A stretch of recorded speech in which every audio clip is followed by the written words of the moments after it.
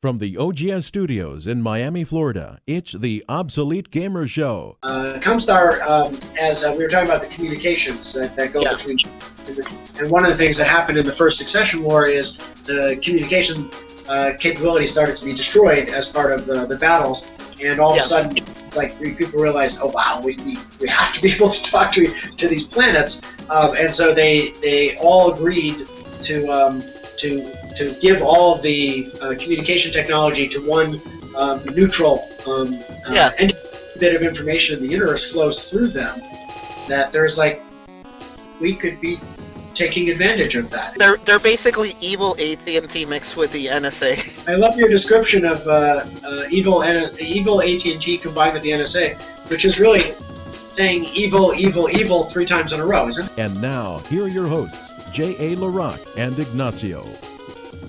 And welcome to the Obsolete Gamer Show. I am your host, J.A. LaRock, and I am pleased to be here with Johnathan Wendel, but you know him better as Fatal1ty.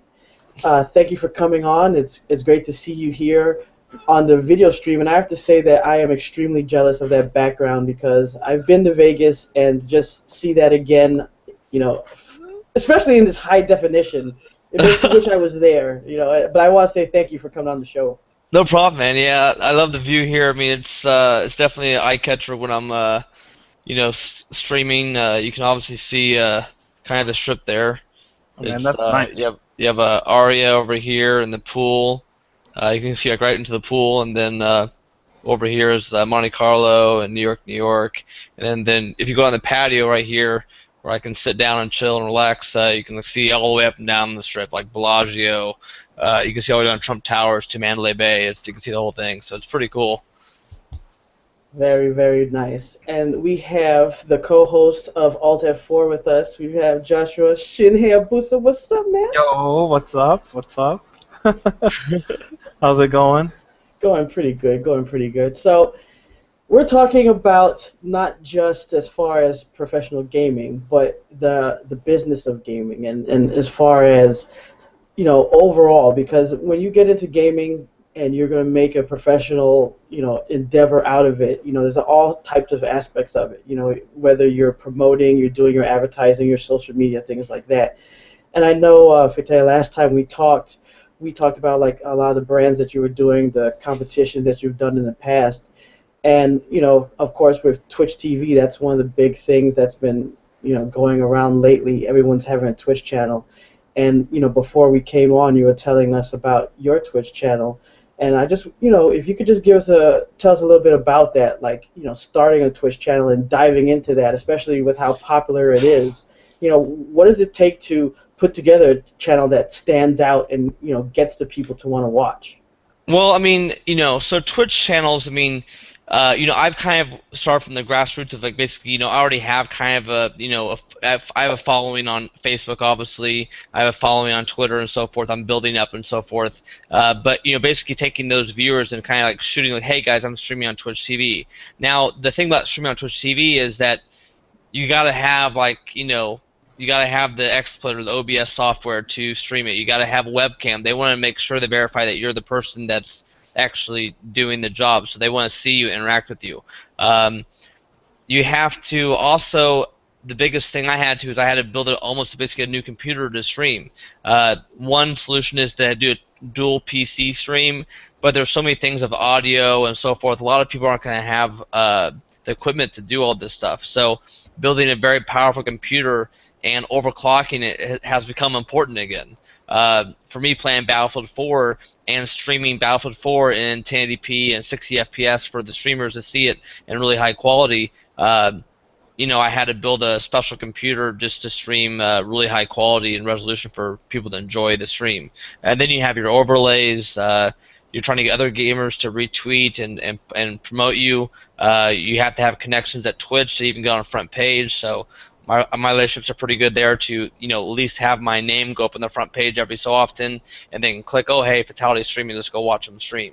So that's kind of the whole idea, you know, the kind of the mechanics, I guess, of like getting a stream up and going and just starting. And then your goal is basically to get tons of followers, so whenever you go live, it shoots emails out, and your next goal is to get subscribers, so you get that $5 a month, and you split that with Twitch. And you're looking to run commercials every time you take a break, and just kind of cash in. I mean, if you can get, like League of Legends guys are getting tens of thousands of viewers when they stream. I mean, they're making money. I mean, they're making probably, I bet they're probably making upward of 10 or 15 grand a month, just streaming. Wow. So if you get really good at streaming, and you have really good following, and you have a lot of people that want to watch you. I mean, Twitch is mostly about entertainment. It's not only about you being really good at a game or whatever. It's also about you being an entertainer. So a lot of these people that are streaming are, some of them are really bad, but they're entertaining. They're funny. They die and they're like, oh my god, like I died, I suck, and they kind of go along with it. And they say funny things. They have good character. They have good charisma, and each stream is different. That's why people go to a lot of different streams. People go to streams to see some girls' cleavage, and they go to other streams to see people interacting with each other to play Dungeons and Dragons. And then you have people like me, where it's like, come and watch me play at the highest level, or one of the highest levels out there in these certain games. So each stream has its own unique thing to it, and that's why you follow certain people. Yeah, and that's the thing. I know that before, especially on the show that Joshua co-hosts All Out 4, we talk about how sometimes you do have people who are just taking advantage of, I guess what you would say, the gamers who are just going for any the TNA factor, and that you'll have some people that'll just play that up. It's like, oh, I'm a girl and I'm playing, and even if they don't have the skills, that's enough to get some I guess some viewerships and some subscribers. But at the same time, I think that you have. And this goes back just to the past, where people would go up to an arcade and they'd put a quarter down and they'd end up watching people play like Street Fighter. I'm an old school gamer, and I used to watch people play Street Fighter for a long time. And sometimes I'd pick the quarter pack up because I'm like, you know what? I think I'm going to sit here for a while and watch these people play and learn a little something before I play. And I think that that's a big thing in Twitch too, where you're watching something. I know I watch StarCraft. And, sometimes it's the action's so fast, you may not be able to learn a lot, but I think you can pick up, some things just by watching it. I mean, would you agree with that? You can pick up shortcuts that you're doing, or, spots you're missing, 5 seconds, or maybe, 2 seconds, or whatever. Like, you scroll across screen where they have everything hotkeyed, same thing when, the thing is, I've been releasing demos of me playing Quake since, back in 1999. So, people download my demos all the time to watch me play. I mean, when I showed my very first tournament, people were like, damn, I love that demo of you versus one guy. I'm like, wow, you actually watched it? I didn't know, I just don't even know, back then I'm just like an 18-year-old kid running around with my socks in a tournament. So it was much different back then. But, people watch those demos to get better, and they're trying to improve their game, and that's kind of what I'm hoping as well. When people come to my stream, I'm educating them. I did in the game Titanfall, a lot of people don't know you can uncap the frame rate to 144 frames per second, or 120 or 100, wherever your hertz is at. The game is actually locked at 60 hertz, or 60 frames per second. But there's ways to get around it to get more frames, to unlock it, to see more information. So I made a video on Twitch, just like, hey, this is how I did it. And after I got done compiling it and doing all that stuff on Twitch, doing it live, I then highlight it, upload it to YouTube, and then, then I just basically, spread the word as much as I can through Reddit and all the social media. Now, I know that you were talking about as far as, where computers are coming back as far as putting one together. And I know that you, before we talked about how you were, you had your Fatal1ty brands, and, in a way that's how this began, and how I got in contact with you, testing out your sound card. And, I know that as far as this, when you get to the level of where you're playing professional and you're trying to get the advantage of where you want to hear exactly where your enemy's coming from, you want to have the best frame rates, you want to have the best graphics. You've been putting together these type of computers and these type of systems where you're going to have the best that you can have. And you have more products that you've been releasing lately. Can you tell us a little bit about that? Okay, well, I guess, for my product line, I mean, we've been selling these Fatal1ty headphones forever, about 8 years now. They're just, really good bang for the buck. They're basically like the #1 PC gaming headphones sold for like $50 or less. Um, That's we've awesome. been so we sell them like basically around the world, globally. A ton in Europe, also in the USA, and also some in Asia. But we're working with ASRock making motherboards. We're launching 5 new motherboards coming up this May. I'm going to LA to work with Newegg to do an interview talking about the product, having the product on site, and kind of like talking about all the features and so forth. And then we're actually launching uh, with a new company for power supply units coming up very soon. So I just had a meeting with one of the guys rebuilding that business and so forth just last week here in Vegas, and we're moving forward on that. So those are the 3 kind of product ranges I have right now. I'm working on possibly relaunching my mouse pad line, and I'm just looking for manufacturers and companies that are looking to get into gaming, PC gaming, as much as possible. So that's that's an ongoing goal, to expand the product line as much as I can for PC gaming, and that's my main focus right now. Do you think that a lot of people have kind of pulled back away from building systems? Because I know back in the day, I worked for Alienware, Yeah. and there was a period where people really were getting into building a system, and at the same time, people who either were afraid to build one, then they went to companies like an Alienware and purchased them. Yeah. But then also you had games that were pushing the limits of what computers could do.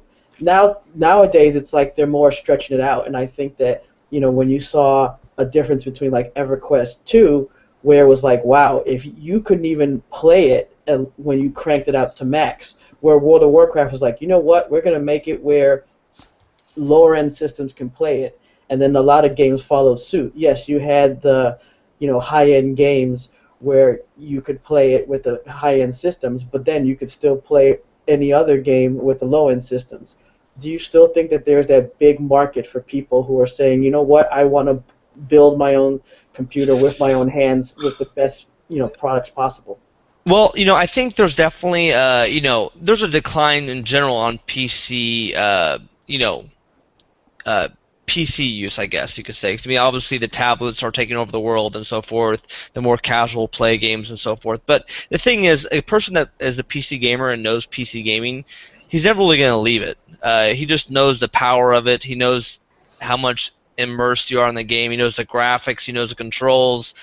It's like, it's like in Europe, they're not really into NASCAR over there. They're into Formula One. So they want the best of the best. And anyone that plays on a PC knows they're playing all the games at the highest quality, the best controls. We all know a mouse and keyboard is better than a controller. Yeah. So and that's just like a PC gamer knows that. So there's a lot of knowledge in PC gaming where people are still building their own computers. People like building their own computers because you do get more bang. You get more bang for the buck of speed if you build it yourself. There's more customization, not having all the kind of the free software load on those computers that you buy, custom built or whatnot. But I think it's also just interesting building your own computer. I mean, I built my computer I have right now. I mean, it was definitely interesting building it. But I think for a lot of people, I think they're still into building computers. I would think. I mean, we're selling more motherboards than ever right now, and PC gaming is not going anywhere. I mean, with games like League of Legends, Crossfire, in Asia. There's just a lot of games out there that are still big PC games, and people need to build rigs for it. And obviously with streaming taking off, people are seeing the power of needing a really good computer. So, like I said, I had my computer and it was running at 3.2 gigahertz stock or something like that, or whatever it was, and I overclocked it to 4.6 gigahertz, and Wow. it basically allowed me to stream on OBS with full frame rate. So before, when I was at 3.2 gigahertz, my frame rate was like dipping like down to 80s and 90s and so forth, and it was like, man, how am I supposed to show my skill if I can't even get the proper frame rate while I'm streaming? This is killing me, So people were watching me play and they weren't really getting the full effect of like how much I can really dominate in the game because of my frame rate issues. So then I built that computer and then I overclocked it like crazy, and then all of a sudden I got full frame rate again. So then I can play my game on one machine. I don't have to worry about all these cables going from one computer to the other computer, audio lag. There's like 5 million things that can go wrong when you're trying to do that. I mean, I probably spent 12 hours a day for like 4 days trying to figure it all out. Eventually got it all set up. It was like really like it wasn't really done like very professionally. It was just like wires going everywhere. Skype on that, headphones on this. I was like, oh, just stop it already. So the way I have it set up right now works very well, and the viewers say they like the stream and they like the quality. So, I let them do the speaking. One of my biggest questions would be, I'm noticing now a lot of like the fighting game players, for example. I mainly play fighting games now. I used to play shooters, but the fighting game players, the top end players like Justin Wong, EGPR Balrog. I was wondering, I know that you were basically the world champion for a very long time in the Quake series and a couple other series of games. What was the biggest transition that you made to help you transition from just gaming in general to like being a peripheral spokesperson like you are? Well, for me, I mean, before I ever really played in tournaments, I always had a desire to make products for gamers because when I was younger, when I was like 15, 16 years old, I used to get a lot of pain in my wrist from playing for long hours, and it was basically a sign of a carpal tunnel syndrome, right? So then I was like, well, how do I fix this? So then I started making this mouse pad. You can see it here; it's a really big one. Oh wow, yeah, that is huge. Yeah. So so I made this this mouse pad, and basically if you could notice, like I actually rest my forearm on the mouse pad, so I put all the pressure on the mouse pad, and then my wrist can lay more relaxed. Oh, that's awesome. So basically, the whole idea with the big, it was like nicknamed like Fatality Pad, right? Okay. So I started this when I was on MTV True Life. I'm a gamer. I mean, I invested like 30 grand into like making mouse pads and creating my trademark and copyrights and the whole jazz. I made like 50 grand in 5 months selling mouse pads. Oh wow. So then companies were coming at me and they wanted to sponsor me and so forth, and even Creative Labs offered me $200,000 for 2 years, and I turned it down. Because for me, I wanted to create a brand for gamers, and I thought, hey, I'm an original gamer. I'm the original guy who basically said like, hey, I'm gonna play games full time for a living, and I was like, why not create a brand like kind of like a Nike for gaming, for PC gaming goods? So I was like, well, Fatality sounds about right because in every eSports game we do, our job is to kill our opponent. So Fatality gaming gear just came to me, and back in 2002. It's been over 12 years now, and the companies I've worked with, we work together to collaborate to develop and design the products. So like even like my headphones I made, I created the removable microphones. This microphone actually removes. Oh wow. So this was invented I invented this back in 2006, before this was even on the market. So I had a lot of insight into early design on PC gaming hardware, what a gamer would want and need, but also people might want to wear these headphones like in the bus or in the train or when they're traveling or whatever, so they can remove that microphone and not look like a complete dork with this microphone in front of their face while they're on the plane or bus, and they can rock a normal pair of headphones. So kind of going for like the Beats by Dre mentality, but like 8 years ago. So and today we sell so many of these worldwide right now. They're still a huge hit, mainly bang for the buck, and then also the quality of bass and sound they get for the price and value is really second to none for that. So we've been selling these headphones like hotcakes for about 8 years now, and then and other companies just came along. I mean, everyone was like, okay, we'll make Fatality products, and that'll be like our our Halo gaming division, and we'll sell gaming products. So so every company I work with, like ASRock, we're the gaming division. For the new power supply units we're the gaming division. So if you're going to build anything gaming related, we cover the gaming section. So that's like basically my whole life goal with Fatal1ty gaming gear. Just making products for gamers, and I've been able to give back to the community, sponsoring gamers, sponsoring tournaments, sponsoring leagues, tons of things throughout my years in competitive gaming. So, I think I'm in a good spot right now. I think the brand still has a lot more to grow, but it's we've broken the $100 million mark, not too long ago, Wow. of sales of Fatal1ty gaming gear. So, we're definitely moving in the right direction. It's a matter of like just getting picked up by the right people and the right distribution, and getting the right teams involved. But right now, we're feeling very comfortable with the 3 we have right now. Where does the foresight come from where you could say to yourself, because I think what will happen is that you have a lot of people who may have a chance to get a taste of either a success or a little fame, and what will happen is that maybe a company will come along like what happened with you in creative, and they'll say, hey, we'll offer you this or that, and it may be hard for them to turn away. Maybe they'll be afraid to say, I'm not going to take it. Where did you draw from? Was it maybe family influences, friends, a mixture where you said, what, I'm going to make this move, which of course turned out to be the right one?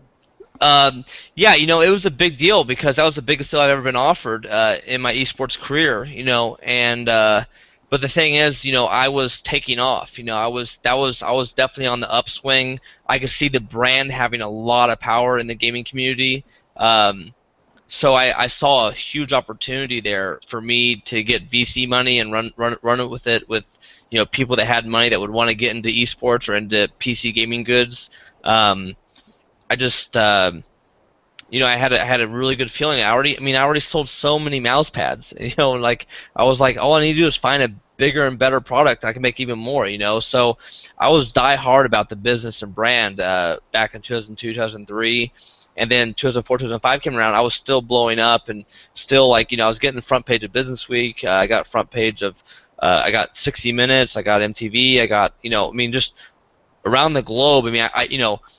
My PR firm that I had, we did an estimate on how much PR I actually received, and I never paid for any of the PR, right? But how much the PR was worth, and it came back of like my PR that at that time was worth. The amount I already received and done was worth over $80 million. Wow. So no one could even pay for it. I was in the right place, right time, and I was the first guy really to basically play pro gaming as a sport and make a really good living at doing it. And I had a lot of confidence, and these companies they just wanted to use you and dump you.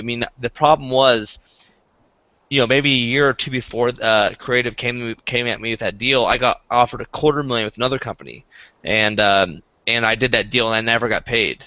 So I was like, well, screw you guys. Like, I'm not falling for this again. You guys are making millions off me, I'm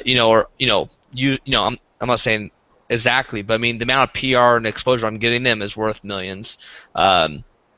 So. I just basically said, I'm done with sponsors. I just got fed up with sponsors. I was like, I'm gonna do my own thing, make my own brand. I'm gonna die and survive by myself. I didn't want to rely on anyone. I didn't want to, I just didn't want to rely or trust anyone really. So basically, Creative came along, offered me a deal. I said no, and then a month later they said, okay, let's do it. We'll just do a royalty deal. We'll pay you on all sales. So that was the best deal of my life, and basically allowed me to, to live here and to play games for the rest of my life, basically kind of thing. It's just really worked out really well, making that move. And, I really believed in the Fatal1ty Gaming Gear brand as a PC gaming brand. So my long-term lifetime goal for Fatal1ty is to be like a Nike for gamers, and we're only 10 years into it. Let's see where we're gonna be in 40 years. I don't have any plan on stopping. I'll do whatever it takes to make sure it keeps going, and you just gotta be in the right place, right time, and find the right people that want to help you push you to the top. So I I think persistence will always pay off, and just be patient. You know. Definitely. Yeah. I agree with that. What was the hardest jump you think you made from being like basically you started your company by yourself, so you had a lot to learn Yeah. from just self-marketing and stuff. When did you make that jump, like, and how did it feel to yourself? Like, how did it feel, going from just being a gamer, just flat out being a gamer, to having to live off of hoping that you would strike big with your company, which you have. Like, you've made it huge. I made I mean, it was all happening at the exact same time, so it was like I'm done playing video games. Now here's the company. It was like I built the company while I was getting big and famous and worldwide renowned, professional gamer kind of thing, whatever, right? So basically, I was very fortunate enough to start the brand while I was still getting tons of PR, tons of notoriety, and so forth. And I did have to find a business team to help me take me to the next level, because in reality, I still had to win tournaments. Yeah. So from like 03, 04, 05, 06, 05 being my biggest year in esports, I won like 230 or 240 grand that year playing Painkiller, Oh, wow. and that's when I got featured on 60 Minutes. I mean, what? How can you not launch a business better than being on 60 Minutes and then winning the world title? Seriously. So it was like I really like rolled into like the best possible situation like over and over again, and I mean, obviously I still had to win those tournaments or win those events, but I knew how important it was to win those tournaments at that time. So my training regiment, I mean, I flew in like 5 guys to train with me at my home in Missouri at the time. I got the best training. I traveled, all 12 months that year around the world. I lived in basements of families' houses in Germany, where no one spoke English. Only like the 17-year-old kid spoke English, and I trained with him to go play in a German tournament. And then I went to Sweden and sleep at some apartment right there in downtown. And I mean, I literally traveled around the world training and living, under sheets or on the floor or on the wherever it took to train, to make sure I was the best well trained to win these tournaments and set myself up. And it basically all worked out, and that's kind of the story, I guess, right? How did you end up handling like tournament nerves, for example? Because I know that's a common thing for beginning and novice players when they start playing in tournaments, especially in fighting games. I think it came a lot from like being younger and playing sports my whole life. I used to play billiards a bunch when I was younger, so that's an individual sport as well, and it's all up to you to make the shot, all up to you to make the to run the table, leave a precise shot, and so forth. So I learned a lot of strategy from that, and actually my very first tournament for that, I shook like crazy. I mean, I was like 12 years old or something. I couldn't shoot a ball in, and I was like, what's going on? Why am I shaking? Why is this happening to me? Like, the nerves of getting nervous, right? And I was like, and then my dad explained to me, is like, you get nervous, da da da. And I was like, okay, that's never happening. I'm just freewheeling it. I'm just swinging away. If anything, I'm gonna hit it hard, But like, I got back in the mood. I got back into the groove. We did a tournament maybe 3 or 4 months later. I took second in that tournament. So I was like, wow, I got the jitters out and so forth, right? And then I started going to tournaments. And one of my biggest secrets, not a whole lot of people know about, is I used to cross my legs every time I competed. So I would always have my legs at the bottom crossed. Oh wow. This would stop me from like kind of like tapping my tapping my foot, and tapping your feet will then eventually lead to your hands getting bouncing and jiggly, or whatever. And so I would always cross my ankles. I would always wear a long sleeve. Like if you watch any of my tournaments, I always wore a long sleeve, and I would just pull up the right sleeve a little bit so I could rest my forearm on the mouse. Oh yeah, on the mouse. So and then basically that would basically the reason why I kept a long sleeve on was because it kept me warm. So that helped me a ton, in tournaments. Like when you get cold, you start getting slow, you get nervous. Like you look at athletes, they wear warm-ups all the time before they get out on the field because they want to be warm and loose. So in professional gaming, you're not really ever building up your blood pressure that much unless you're actually in a match because of just nerves and so forth. But I want to be warm. I want to be fluid. I want to be shooting my shots that I need to shoot. So I'm always basically trying to be in a warm up, or be warm. I don't want to be cold. And so those were some of my few tricks I used to not get nervous in tournaments, and they worked. So it was, I didn't care if it was 90 degrees. I was wearing a fleece. Yeah, I wear hoodies. I was sweating like crazy. I was like, dude, I don't care. Like, I'm playing my game exactly how I want to play it, and I was superstitious like crazy. If it wasn't broken, I didn't fix it. So I was, I had superstitious things like where I'd go to the bathroom and like wash my hands with 4 paper towels. Then I'd throw them away, and I'd grab one more and do it in between my fingers.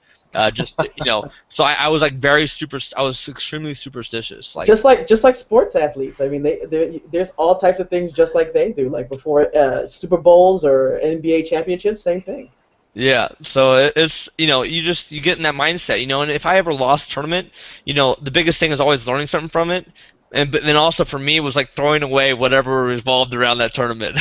So if I wore a shirt that day I usually didn't wear or something like that, I would throw it away. I'd be like, dude, because you don't want to remember that stuff. You want to be I'm burning the demons.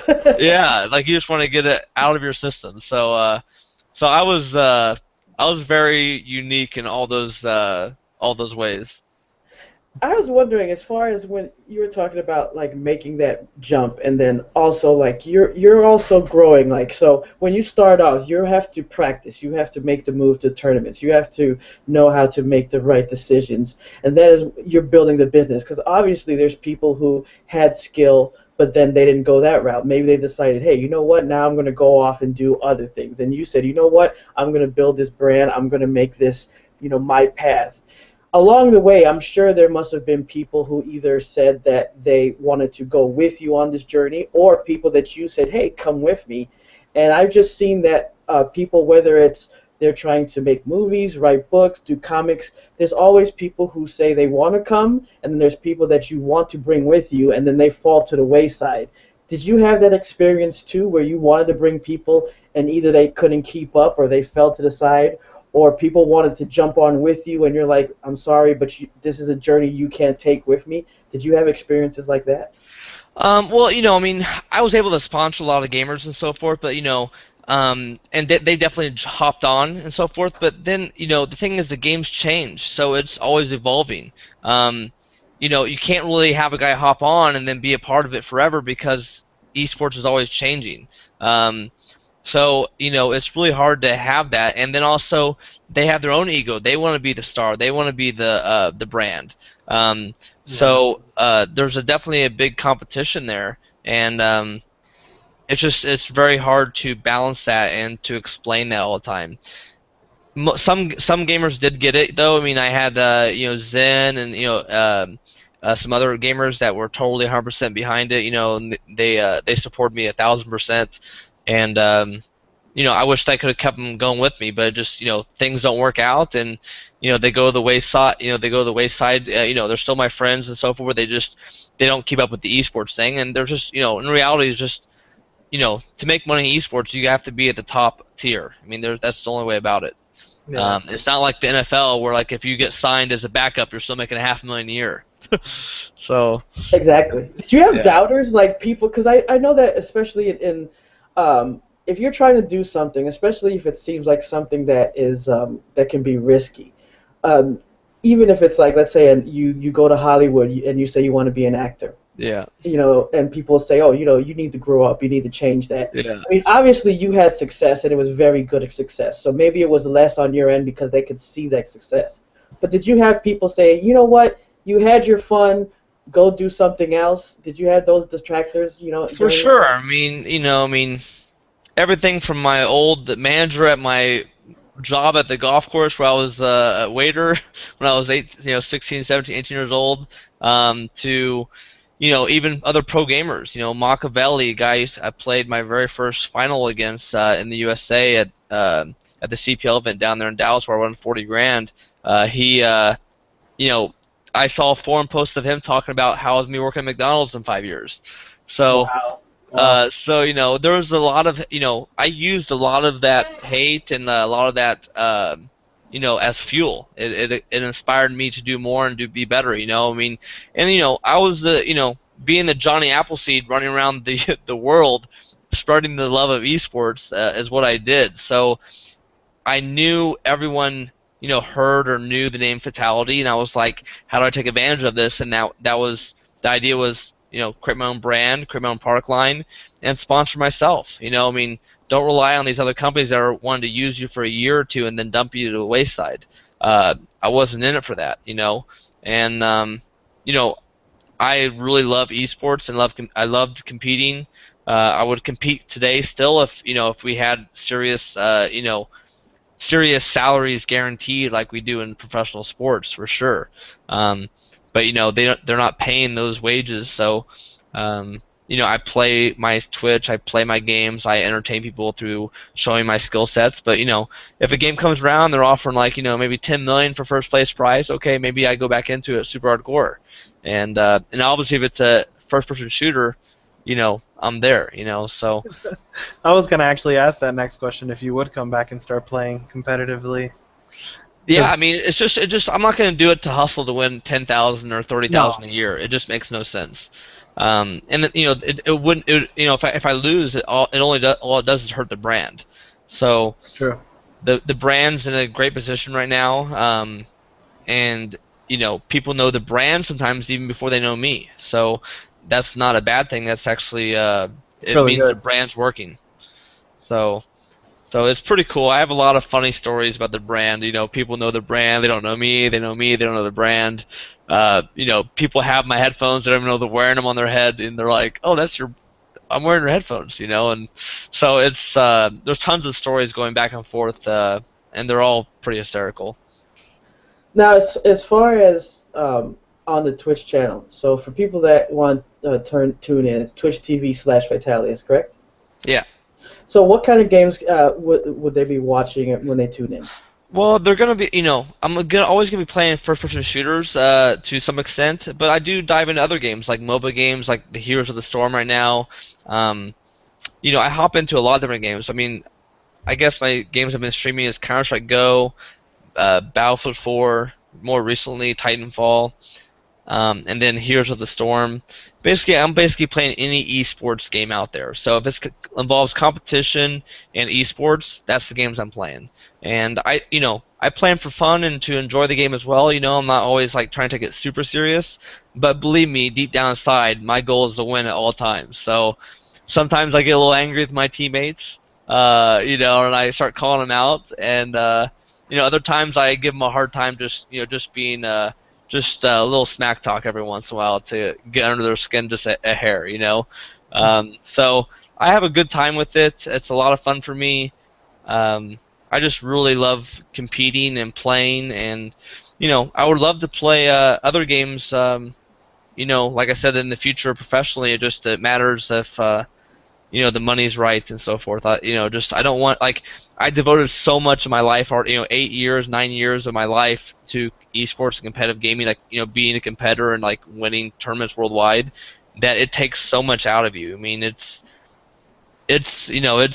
for 8 years I had my head down. I mean, I was like no alcohol, no drinking. I had to run every day. I had to train 8+ hours a day in the virtual world. My dad always said someone else is training harder than you, and I was like, that's not happening. So, I mean, I can't tell you how many times I turned down invitations to the Playboy Mansion. So I turned down like at least 3 or 4, and the fifth time I went, the fifth time I got invited, I was working, so I had to work there for a championship gaming series. So, I always refused anything that would deteriorate from me training and winning tournaments. So that was kind of the cool fear factor I had going in tournaments. Everyone knew I came ready to play, and I won a lot of matches and tournaments literally because they were just scared. So that was definitely kind of my calling sign. I was very mystique about how I went to tournaments, how often I would expose myself to the public. I would always stay in my hotel room training there with tables set up and so forth, my training buddies, and I always had a very stern look on my face because I want to make sure I instilled fear in my opponents. I would always go up to them and shake their hands before the match. I thought that was also an advantage to me. It was a sportsmanship move for sure, first, and then it eventually became like, wow, like these people actually get scared when I shake their hands. Like they're already shaking. So then I was like, that's very interesting. So that was kind of my motto. I had a very zen-like approach to how I played the game and how I approached it in a lot of different forms and factors to give myself the most advantage, and it worked. It was definitely working. Did you have a moment where someone, like, it backfired, like, you shook someone's hand and they intimidated you? Oh no, never. No. But like you That's have to the correct really, answer. yeah, I'm coming in for the kill. Like I'm not messing around. Like they know it too. They know. But like I'm the first one to go for the handshake. I got an award with eSports Lifetime Achievement Award with the Turtle Entertainment ESL and so forth. Talking about how I brought sportsmanship to eSports. I mean, because people didn't shake their hands before matches back in the day. They just let's log in, let's play, and like play. And it's like no, this is a real match taking place. This is battle. This is war. This is like playing a sport or playing anything else. A match is taking place, so handshakes have to happen, and even after the game, a good game and just being a good sport goes a long way. And I always try to talk about that and do that. Was there ever an opponent that had like a swagger? I mean, because I admit, like I've watched like gameplay footage, but I haven't been exposed to actual seeing too many people play in person. And I always imagine like if there was someone who would be like almost like the wrestlers you see on TV. Like, was there anyone that had a persona, like just walked out with like two hot girls and be like, this is gonna be my persona as a gamer? Well, this guy Machiavelli, I mean, he's really old school, but like he was a character. Like this guy had so much smack talk. He would talk smack to the cameras all the time, and he was actually really good. So it was really funny to see him use this approach. And the funny thing, the one thing that allowed me to maybe get past him was he reminded me so much of my friend in high school that I was my tennis teammate in high school. So, and he would talk so much crap to me every day in the hallway, in tennis practice. He'd be like, "You don't even look athletic, and you're good. It's weird," And like he would have all these like little slime ball like stuff he would say to me, right? And I would just laugh at it because I actually saw it as humorous. And then when Machiavelli started doing it, I was like, I've already seen this for 4 years. I went to high school, So for me, I thought that was an advantage, but I think other gamers could definitely get scared by him because I think he does intimidate people a little bit with his cockiness and so forth. And they're like, oh, I have to beat him, or I have to play smart. I have to beat this guy. He's such a jerk. And like, then they end up losing because they just get so wound up in the whole thing with him, Definitely. That's awesome. What do you feel is the next big move for esports? Like, how does it end up going from just being an internet like sensation that it is to something serious like a big league like an NFL? Well, we're doing very well with the online numbers, I think, for some of these tournaments. I mean, obviously they're at live events like CBIT and the Intel Extreme Masters and all that jazz, and even League of Legends being at the Staples Center just last year. So it seems like the game developers are starting to kind of catch wind of how they should be doing it. But as they go into as like a big mainstream sport, I mean online it really is when you have that many viewers logging in to watch it. I mean, it's probably more than like a hockey game. And there's no language barrier in those games either. So I mean, the only language barrier is the commentator, which we have. Every language. When I'm sure when the League of Legends Riot Finals, they had every language there commentating the match and shoutcasting it. So it's done very professionally, and it definitely still needs to step its game up in other genres. But everyone's trying their best right now. I mean, ESL, MLG. Riot with LCS. There's a lot of leagues out there that are definitely trying to push it that way, and they're all competing and trying to make it work. As far as media events or conventions, what do you have coming up? I'm actually leaving here I'm leaving tomorrow. I'm actually going down to see Gearbox Software and talk. I'm friends with Randy and Christy over there, and they want to show me some new stuff they're working on, and then after that, I'm going to St. Jude's Hospital in Memphis, Tennessee. They're going to have me out there for like a media day. They want to, bring gaming to the hospital and me to meet the kids and learn how they do their charity stuff and how they take donations and all that stuff. And they just want to have me there as a media day as a gamer. I think they think that'll be pretty exciting for some of the people there. And after that, going to Newegg, do a promotion for my new motherboards, Fatal1ty motherboards, and gosh, what after that? I feel like I have so much stuff going on. Then I have my dad coming and visiting me. He comes like once a year, so I'm flying my dad out to hang out with him for like 5 days, and he's still back in Missouri and Kansas City, so spend some time with him. And after that, I think E3 will be coming up, Computex in Taiwan.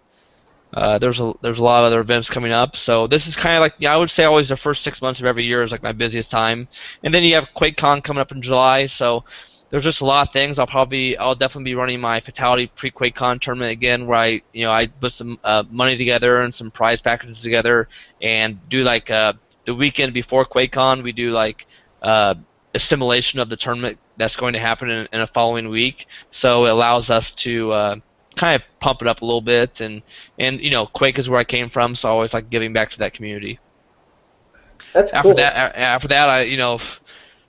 I'm going to Dubai. IGN's flying me out to Dubai to talk on a panel. So, Awesome. yeah, I've never been to Dubai, so this is gonna be my first time. I'm actually really looking forward to it. So, I feel like my schedule's really packed right now, and I'm leaving tomorrow morning. Like everything's just like happening like really fast. So.